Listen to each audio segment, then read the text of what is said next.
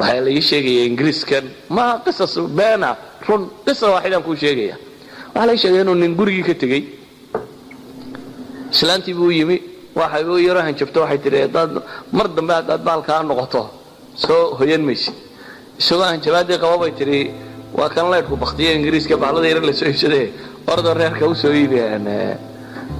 korontadii yaradee dabka la gelinayay meeshii qaadkunbuu yaro marunoo in yar ka gaadhsii buu isyidhi wuu fadhiistay carruurtiisi iyo wixii oo dhan wuu ilaabay islaantii gurigaa ku madoobaaday meeshii waa isla basbeeshay islaantii waxay garatay inuu dakii marqaan tagay aanu soo soconayna waa iska baxday nalkeedii bay soo iibsatay 11 habeenimo soo baxay baa la yidhi oo xasuustay inuu reerkii ka yimi meeshii dabeetana 11 habeenimo soo cararay gurigii uu horiyay ingiriiska ku daafadan la tuuray bacmado inta lagu gora meesha la hordhiga uu soo tagay la wana waalane markuu arkay wuxuu isii wallahi wata alaabtaadii dibadda lagu dhigay بعد حشيش كإسلام صوتي أيوة قاطع تورتو كله ويتكتك وقصنا بقى ما تورتو كله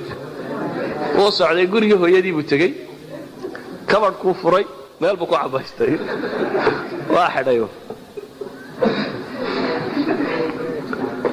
هذاك يسكسي حي مال بجوري جو إن يرمر كي جوري اللي جوجي بإسلامتي جوري على هاي وياft برجوري وحن كوريا وجوري حفايد الله وحدايا كمان كله قليل جوري وحن كوريا أخيرا إسلامتي ماشي فرتي بعد ما الدوال كربتي بعد ما حفايدي عرفتها وجرا مرجع إسلامتي عرفتي تلي وأروى معي وحنا بعد كوسيتي waa alaabtaydii halka aniga waar alaabtaa jabtay waa maxay waxa riba leeyay waa soo dhaqaaqo uu arkay ninkan waalida ku jirta wax kale ma xasuusan wallahi leeyma erin buu yiri salaantu baadi kaga cararay ma xasuusan hatta inuu ka qaado ana min alwaalid runtii haddaan siraahdo uun muhaadara ka dhig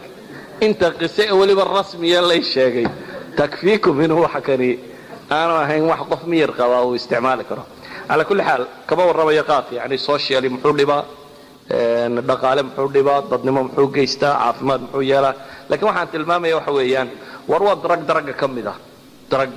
kamid ah laakiin waxa koowaad aynu u baahanay waxa weeyaan war macluumada waxaan inuu darag iyo inuu dadka gaarsiino balkii cunayaana isagoo darag u garanaya cuno ilaa inuu isagoo weesaysanayo cunaya laakiin ha gartay inuu kookayintay waxaanu la weesaysanaya ama kookayintiisa markaa ha weesaystaa ma iska daayo laakiin inaynu gaarsiino mujtamaceena waxaan inuu darag yahay